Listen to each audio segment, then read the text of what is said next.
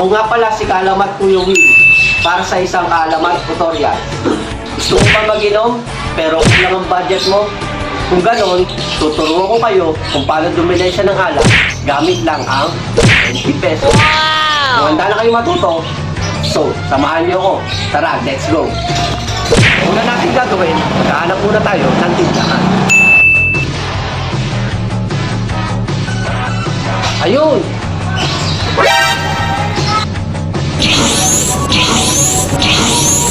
Pabili! Pabili po! Ito, hindi kang bibili mo. Hindi po ako bibili. Umutang po ang alak. Nice! May trabaho ka. Baka hindi nyo natatanong. Mag-a-apply na po ako bukas. Ayan o.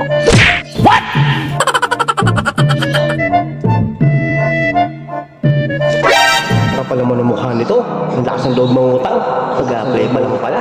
Magda-down naman po ako ng 20. Sahod na lang po kulang. Wala pa ako buhay naman eh. Pero pagbibigyan ko na itong kumag na to. Sayang din ang 20. Siya, haka na ngayon 20. Makabayaran mo pagsahod yung kulang ha. Ito na ngayon 4 mo. Bibigyan mo yung kulang ha. Tapos po.